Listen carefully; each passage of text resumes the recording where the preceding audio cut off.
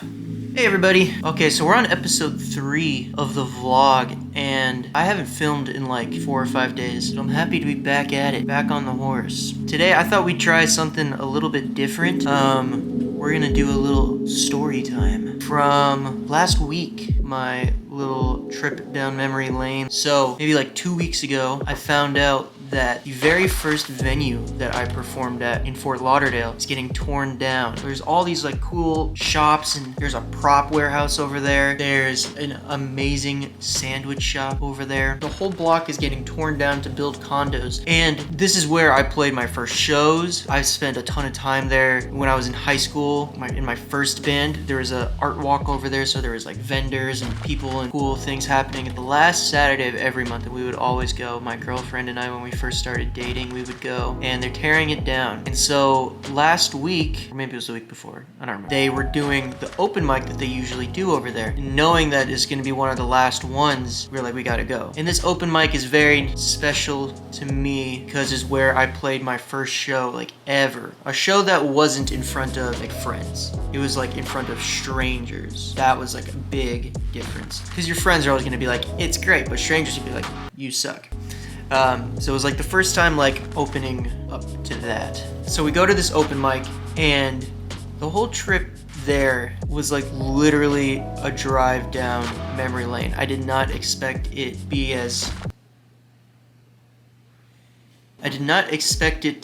as much of an emotional drive as it was. There was one point I was driving there, and I intended on filming the whole way there, but I had to turn off the camera and talk to Casey because I was just having all these feelings. And so when we get there, like the first thing that happens, like we're having this big long talk, and you know, this kind of like retrospective of like our lives, how they've changed, and Casey and mine. We get there, we park. The first thing that we see, it was literally that scene out of the one that they've been doing the memes of on TikTok, the Interstellar. We're like, no, don't do it. Like, no, don't do it. Literally, we had that moment. We pulled up, and there is this band that had all of their gear outside of their car, and they were bringing their gear in to do the open mic. And so here's the thing. Of course, I've seen bands load in and out of venues. I've been playing music for 7 years and playing in bands for 7 years and doing the local music thing for 7 years. But bringing your whole everything to an open mic when it's just supposed to be like singer-songwriter, and bringing your drum kit and amps and guitars, electric guitars, is not necessarily frowned upon, but it's not really what it's for. And that's exactly what we did. And that's how we made a lot of our first like fans and started to get interest as a local band. Was we would bring our stuff to open mics that was not supposed to be there and play and put on like a full show for like people who were not expecting like a full concert, and that usually went over very well. And so there was these kids right outside doing the exact same thing, and I was standing there, and I was like I was looking out the window, and like Casey and I were like, dude, that is exactly those kids. It's like looking. That's exactly what I was doing. It's like looking into the past. Like that was us. And it was just so weird because we just had this big long drive and talk about like, you know, how our lives are so different from then to now. And we were literally looking at ourselves. And we were just like, this is so strange. And so we go to the open mic. We watch all the performers, you know, we're hanging out, just doing our thing. And we had our friend Max with us. I don't want to say that's where I met Max, but we played a lot of shows together there. That's where we really got to know each other. And Max has been one of my best friends for a long time. It was cool that he was there with us. It was kind of cool to kind of have that walk down memory lane with Max, because that's what we were doing together 7 years previous. And so while we were there was a friend of ours. I don't remember his name off the top of my head, but he's a friend of a friend. He also did the open mics at the same time that I was, like 7 years ago. And so Casey remembers one of the songs that he used to sing over there really well. She would always say that used to get stuck in her head all the time. And he came back and performed. And the song that he did, well, I don't remember the name, you know, the song that he used to sing, this is all a sentiment that Casey brought up. The song that he used to sing was like this, you know, happy song about this girl that he liked, I guess, or this love song that he used to do. And the song that he sang while we were there was a lot darker. And the song that he sang while we were there was very much about like the end of something. I don't know if it was a breakup song. I don't know his exact sentiment, but the sentiment that I took away from what he performed was like, it felt like a breakup song, or like the end song sort of thing. And so that just like added to the meta-ness of the whole night. And so we were like, whoa, this is like This is like out of a movie, dude. We watched the open mic. It's cool. We go next door. We went and had some sandwiches. There's this spot over there, Henry's Sandwich Shop, or Henry's something. He's called Henry's. It was so good. We hadn't had it in a long time, so we were really happy to go back over there. It was just such a trip down memory. It was such a retrospective that couldn't help but think about where you were, where you are, where you want to be. And, you know, as like a musician, someone who's pursuing a career that is not stable? It is not... Yeah, stable is a good word. It gets very easy to compare yourself to your past self and other people. And while maybe some dose of that isn't a bad thing, I think in small doses, you can take that comparing... Oh, the lighting is getting better.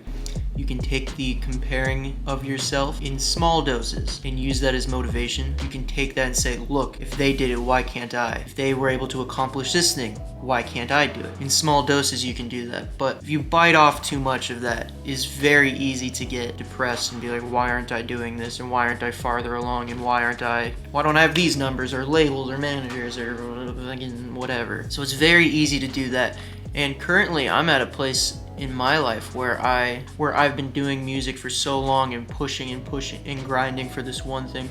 And that's all I do. Besides like my day job, which I'm very grateful for, which is very flexible, I find a way to get all my day job stuff done so I can just grind on music. That's probably what I spend most of my time doing. You know, it's hard to have the patience to look at all that and be like, you can't compare yourself, you gotta slow down. I will toot my own horn here and say I'm usually very good about that. Very good about not comparing myself. But that night I was not very good at that. I definitely was like, you know, look at what all these people that I know are doing. Why aren't I doing that? Why don't I have this? Why don't I have that? And I definitely went down that rabbit hole. And so I think part of what contributed to that was Supergold's got a new lineup now. So we're still trying to get tight as a unit. And so while the shows that we played 3 shows together. 2 of those shows we did not play well. We didn't play well. And one of those shows, while I think we played well, it's still not a performance that I could personally be proud of. So I think the combination of those things and the sort of smack in the face of the walk down memory lane was not a good combination. So it was a very interesting night bringing those 2 thoughts together. Since then, I've gotten over it. Things are what they are. Since then, we're about to have another bandmate join and planning our next release. We've got cool stuff on the horizon, not only in music, but also in my personal life. I've got some cool things I'm very excited about. So I think the big takeaway from that experience is that maybe a small dose of comparing yourself and using that and taking that as drive, as hey, look at what's possible, I think is a good thing. But too much of that, you can go down a rabbit hole very quickly and say, why am I doing this? Why aren't I where I want to be? And while I'm filming this video, maybe a week and a half after we went to the venue that I played for my first show, maybe a week after we played the first open mic, Casey said something to me last night, and this is where I'll end the spiel.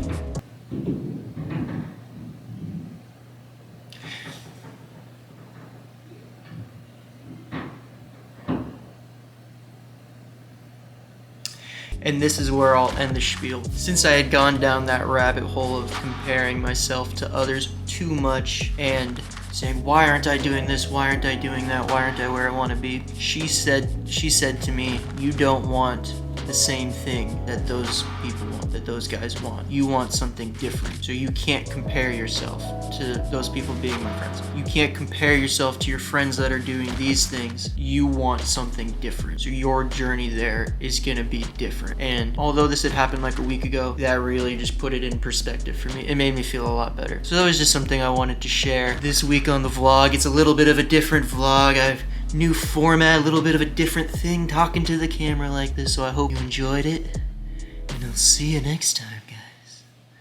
Hasta la vista.